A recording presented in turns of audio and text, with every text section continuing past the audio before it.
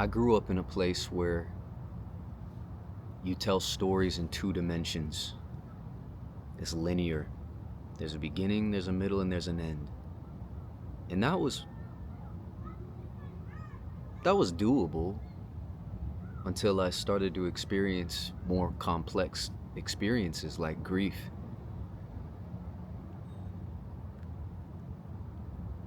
You're always in the middle. And it's not just like you're in the middle of a line from east to west. There's depth to grief. There's breadth to grief. It's more than two dimensions. Grief is not just a caricature of the human experience. Sure, we can put it in a movie and act like grief and loss and these complex human emotions are just put them in a simplified explanation of a story. And that's why, in so many ways, our generation is just done with Hollywood, because Hollywood, for the most part, doesn't know how to tell a story without trying to box it in two dimensions. Our experience is so multidimensional. We don't even know how many dimensions exist, how many different planes of existence and perception that really exist. Especially getting into the metaphysical, like 9 dimensions, 9 different planes. We don't need to get into that. But my point is, it's always been difficult to tell my story.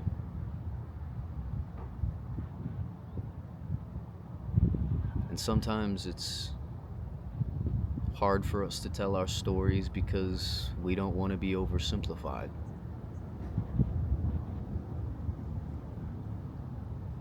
It feels like we desecrate our stories when we oversimplify them. And we pretend like life was just as simple as a beginning, a middle, and an end. And life is what happens in between the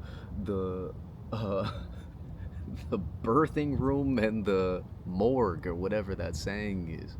Like life is that simple. Like life is what happens before you die.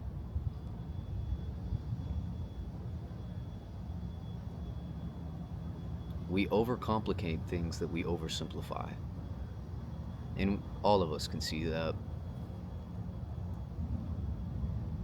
Especially those of us in the West who, in a country of 333 million people, we try to separate it into two groups. As if we can just divide it down the middle. There's a left and there's a right. 333 million people. Things will get real messy when you try to simplify everything you have into two compartments. It's too complex. Gonna get too messy.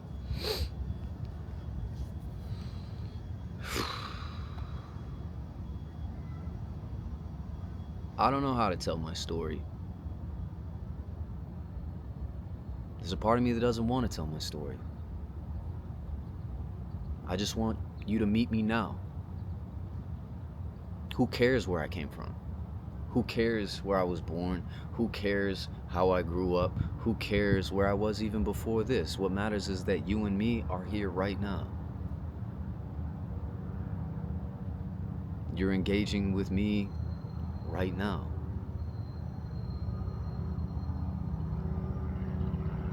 And given I've never been a guy for small talk,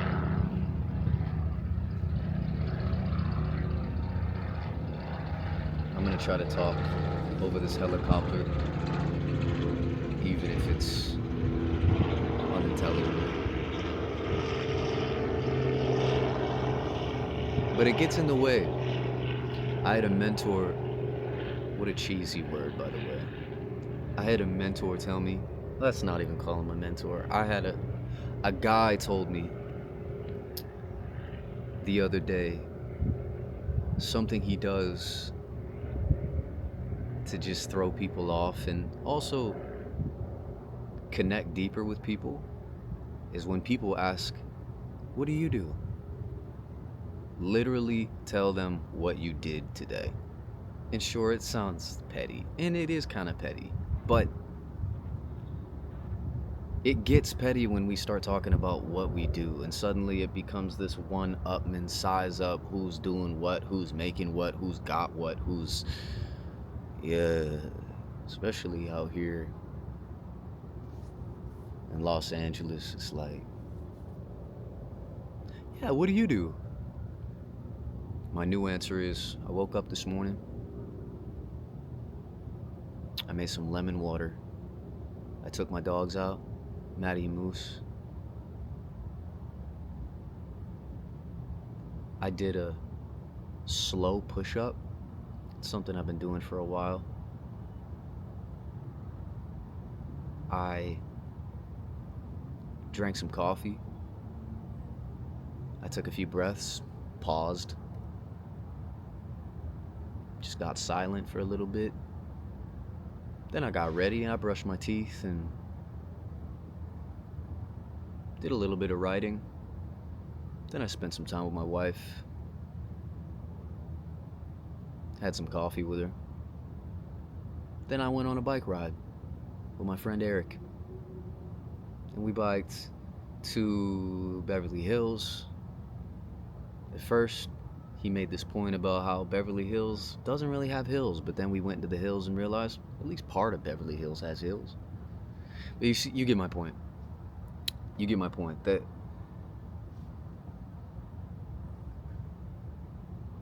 it's so easy to make things abstract.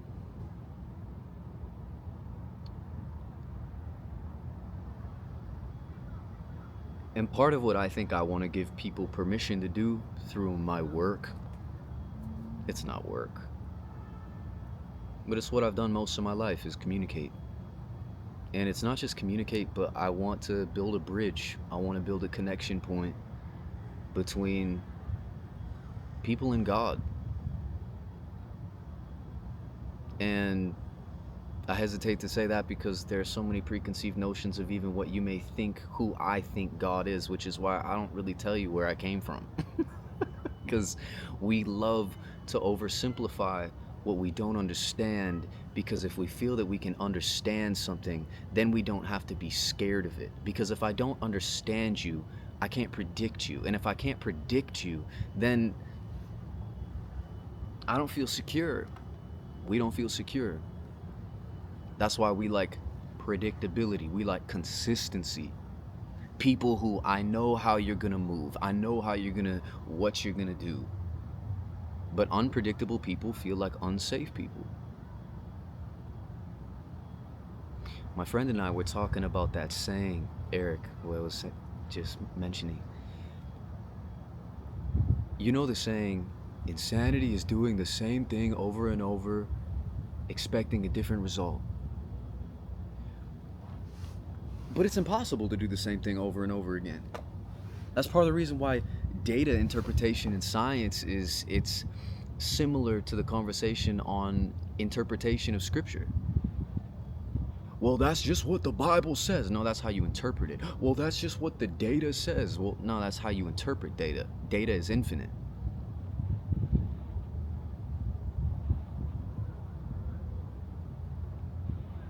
And no experiment can be repeated exactly the same, ever. Because there's always, that model, sure, that works if the universe is stagnant, if things don't constantly move, if the plates underneath us were not constantly shifting, if the environment was not constantly changing, if your skin was not new how often do your skin cells renew? Every 7 years, technically your body is completely different. So if you and I have not seen each other in 7 years, I'm meeting a completely different person than when we met 7 years ago, with a completely different body. But we want to pretend that the world is just this stagnant, two-dimensional, conceptual idea. But in order to experience the truth of what reality is, we have to let go of those concepts.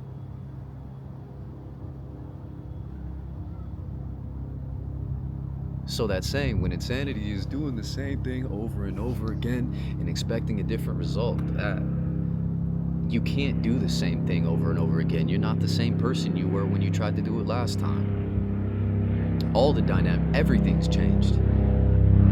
Absolutely everything.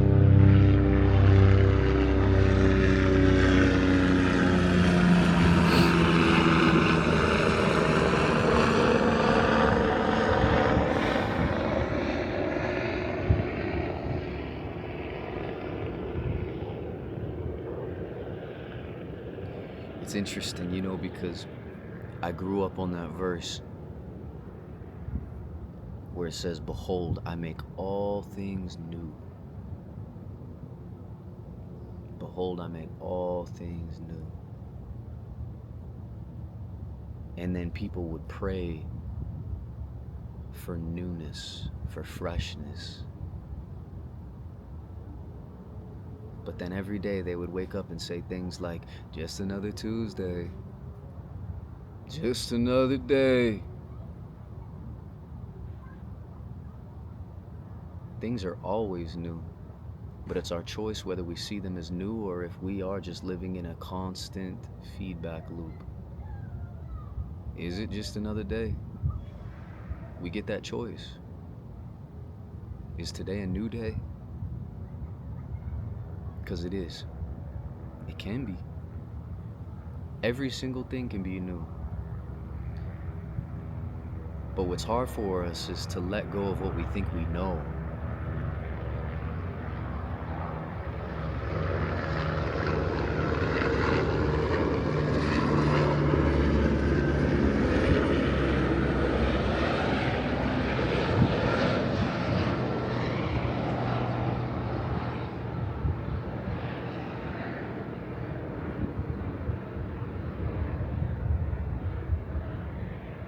And what we think we know keeps us safe.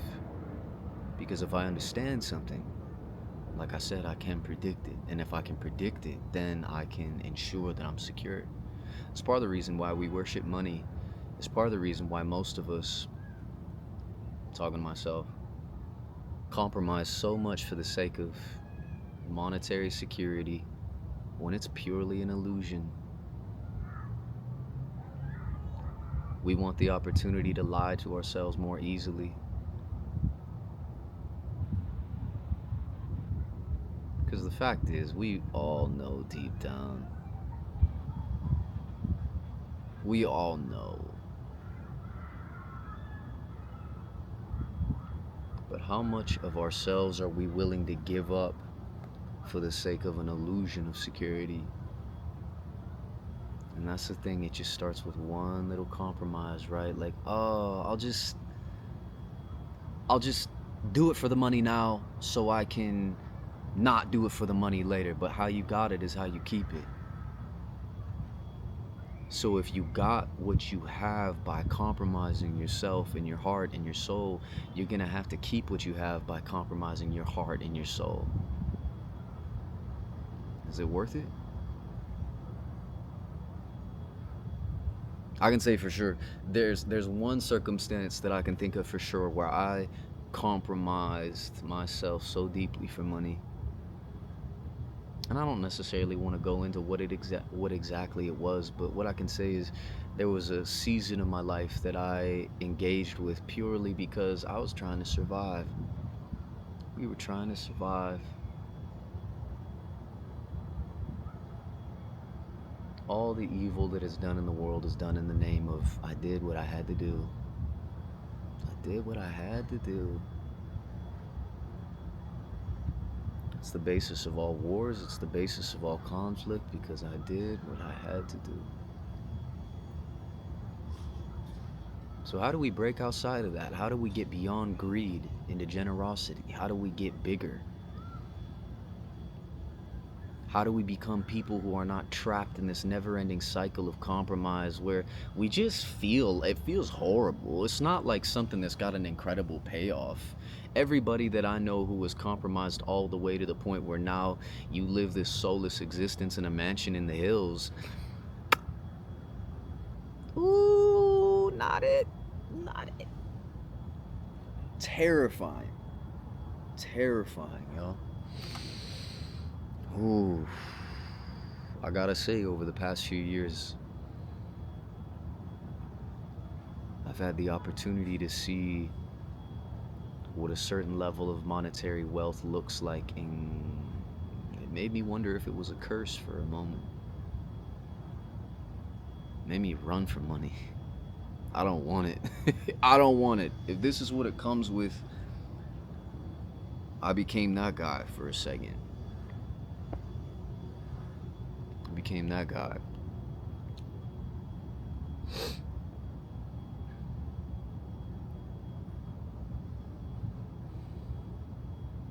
Money isn't God. Money does not run things. I'll die on that hill. I will die on that hill. Because all the extremely wealthy people I know, they're still limited by money.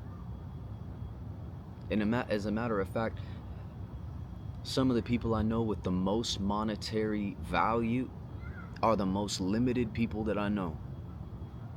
And I don't say that out of judgment. I say that out of just pure, honest observation. The money didn't free them, and the money didn't give them more time. Well, if I can be financially free, then I'll have more time. You sacrifice time to become financially free, but then it's like we justify the means to get to the end, but the means do matter. I'll sacrifice time so that I have it later. Well, choose your sacrifice. You're gonna sacrifice time either way. Whether you work till you're 80 or whether you work triple as hard. You work exponentially hard in your 20s, your 30s, your 40s, and then you pop off, and now I can retire. But are you healthy? Did you keep your family in check? Did you keep balance? Physically healthy, mentally healthy all the way through? Because usually you give up more than you think you're gonna give up. Money is not God.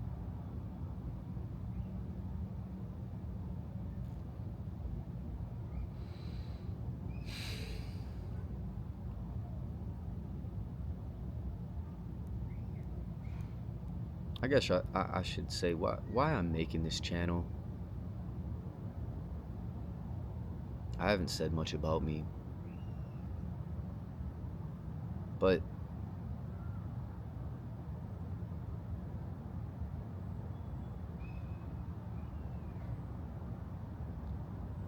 I want to inspire people to engage with life. I don't want to create something that gets you a cheap fix. I want to cook you something that inspires you to live, to get off social media, to stop streaming. Maybe you listen to it in the background, it's cool. My wife and I do that. But to go and create, to create something, to swing, to live authentically, to live courageously, to swing really big, to swing really, really, really big, and to swing fearlessly. That's what I want to. Everything I make, I hope it inspires you to do that. I hope it inspires you to believe in something. If you notice, since 2020, as we descended into a sea of gray and all of our anchors are gone, the absolutes have drifted away, and our only absolute left is subjectivity.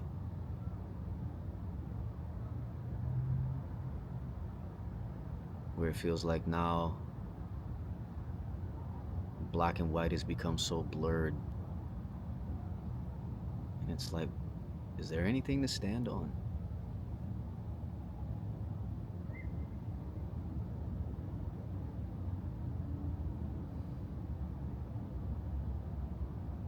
If there's one thing that I'd like you to know about me, if there's any reason that you follow what I say or follow my work, follow my writing. One thing I can tell you that I don't just believe, but it's the hill that I die on, is that anything is possible to them that believe. Anything is possible if you believe. Like, we could go through my backstory. I can spend our first video talking about who I am, what my background is, what my story is, trying my best in oversimplifying so drastically to try and give you context of who I am. But if this is my core, I believe anything's possible. And because of that, everything else branches from there, which means there's always room for hope. There's always room for hope.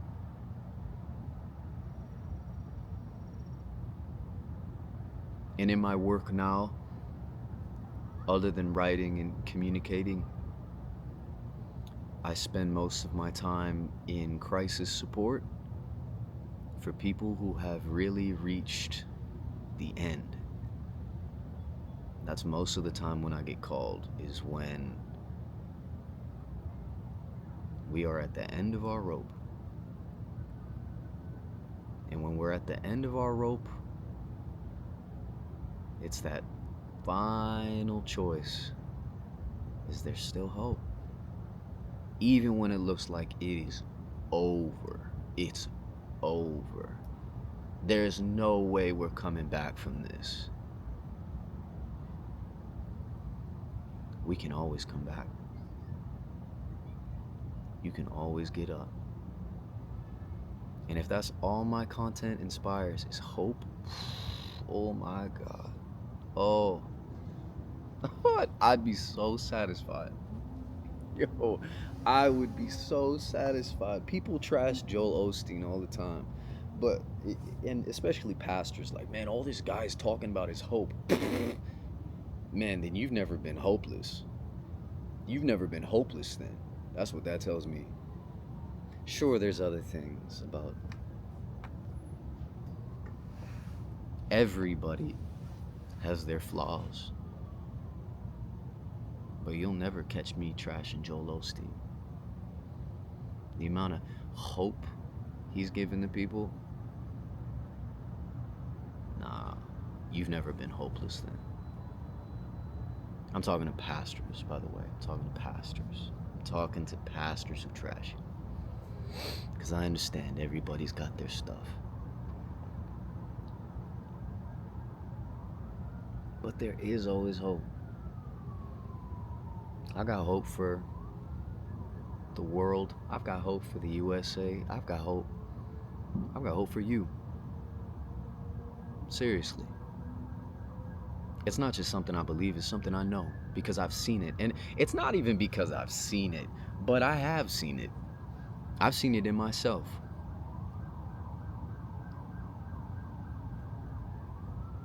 The amount of times in my life where it's looked like it's over.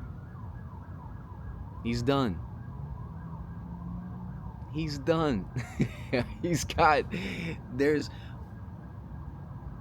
It's easy to become hopeless when it feels impossible to see how a new possibility can occur.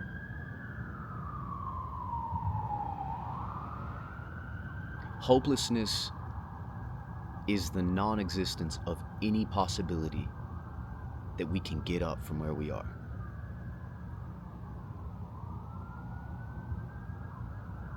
But maybe you came across this video just for me to tell you, I know there's a possibility. I guarantee you there's a possibility. I guarantee you. And it's not even that complicated. It's mainly just hold on a second longer. Just a second longer. It's not even like come up with a solution. We need to find the fix right now. Just hold on. Just hold on. Give it another 5 minutes.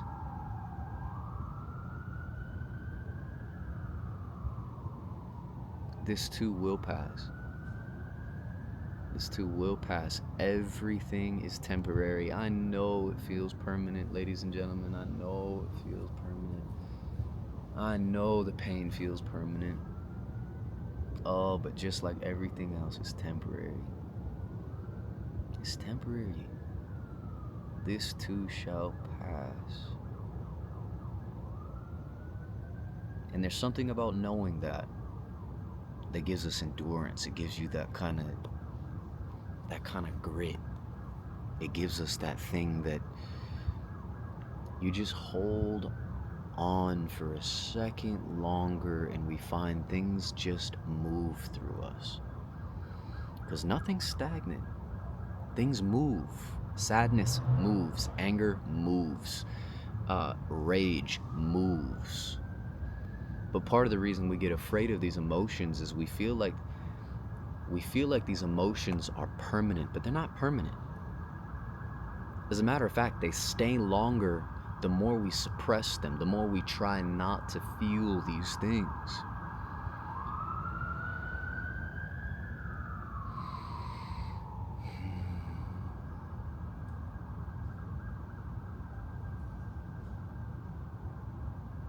So much of it is about being gracious to ourselves.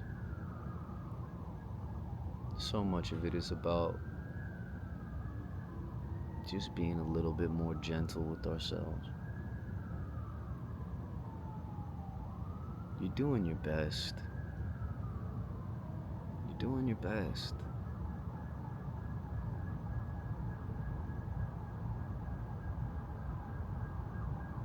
We live in this culture where it's like we're just told to produce and produce and produce and produce, even through grief, even through loss, even through pain, even through the most immense pain. Just keep going. Just stay hard. Stay hard. That's rigidity breaks. Rigidity will always snap. It's not about rigidity, it's about solidness. But solidness is only formed through fluidity. And in order to be fluid, you have to be tender. We have to allow ourselves to get soft. Get soft. Open up. Open. And I know it's scary, especially when you've been betrayed, especially when you've been hurt. I know it's hard. But it's worth it. It's worth it. It's worth it to bleed first. It's worth it to be vulnerable. It is. I'm talking to myself too. I'm talking to myself this whole thing, just so you know.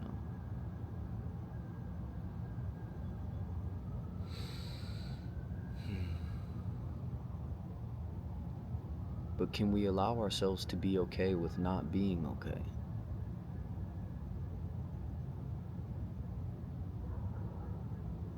It's okay to not be okay. It's okay to be angry. And it's okay to have rage. And it's okay to have sadness. And it's okay to be disappointed. And it's okay. It's okay.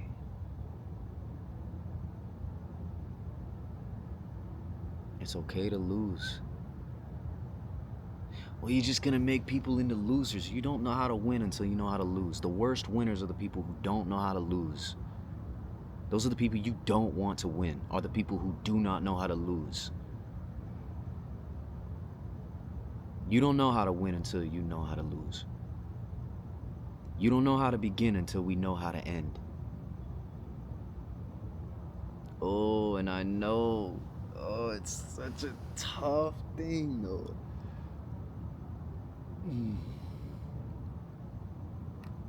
Because we're winners, we're American. I'm a winner. I win. No, we win every day. I wake up, I win. I wake up. Through death, loss, pain, I win. What? How do you win in grief? What are you talking about? You sound so shallow. No, yeah, no, I'm a winner. I know I keep going. I keep going. Do you keep going because you're strong, or do we keep going because we're afraid to face what loss truly feels like?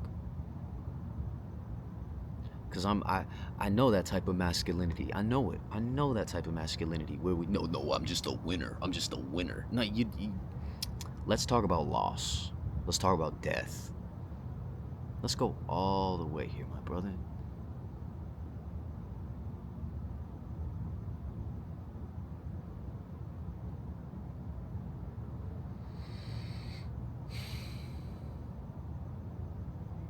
Gentleness. Only someone extreme, only the strong can be gentle. We see this type of masculinity that's so, it's so, yeah. Yeah, no, I'm a man. No, I win. I take.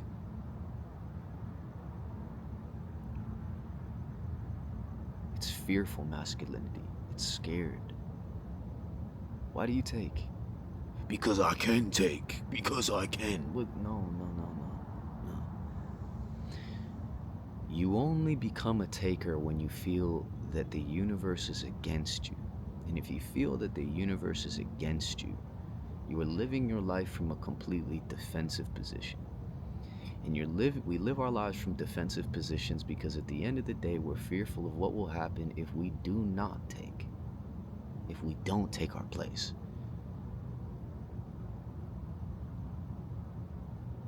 Nah, all of this is for you. It's not against you. And if there's anything that I give in these videos, anything I give, it's just this moment, even if it's 10 seconds, as a brother to say, even for 10 seconds, you are safe to trust.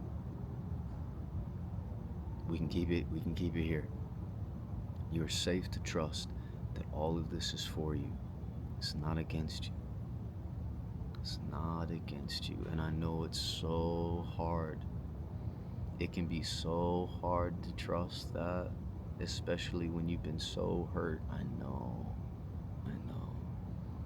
I know. But we're never in more danger than when we are trying to protect ourselves. We are never under more threat than when we are trying to protect ourselves from it. We become safe people when we allow ourselves to trust.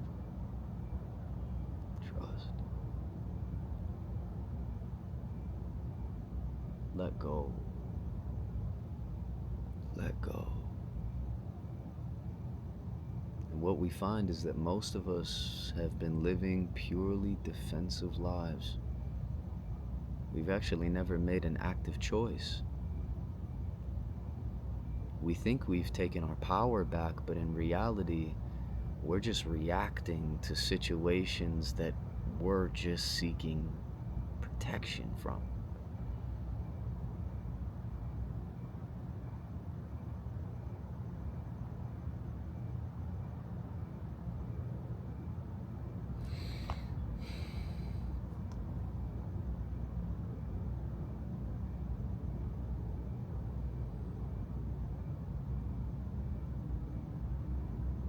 It's such a curious thing how we don't become secure until we let go of an illusion of security. We don't gain anything until we give it up. And usually we have to give up how something looks in order to gain what it really is. We don't gain wealth until we let go of what we think it looks like. We don't gain love until we let go of what we think it looks like. We don't gain the reality until we let go of the image. Which is interesting in a culture where we worship images. The American dream is how things look. Create a life that looks successful. But behind closed doors, what is it?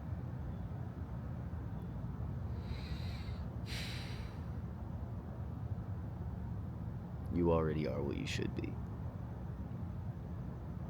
Let go of the should be's. All of us, let's let them go. You already are. You're it. I think you're great. Well, Jamie, you don't know me. I know you're great. I know you're great. 100%. Man, this dude, Jamie, what is he? He doesn't even know me, telling me I'm great. I do know you're great, and I know that there's hope. And I know there's a possibility, even if you don't see one, even if you feel like not one possibility exists for me to get out of where I'm at right now. I know there's hope. Trust me. Just, you're like, nah, why would I trust you? Like, nah, take a chance. Hold on. Just hold on. Just a little bit longer.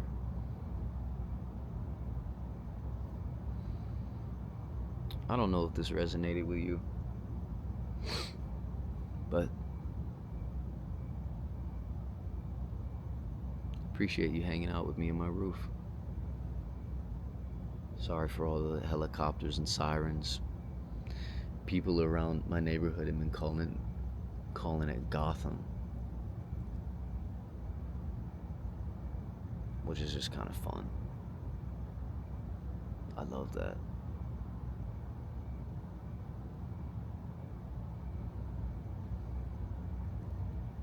I thought I'd try this out. See if I enjoy it. This was kind of fun. I love this. And check this out. This camera actually like, hold on. Oh my god. Oh no. Oh no, it's still on me. It's still on me. Let's see. Let's see.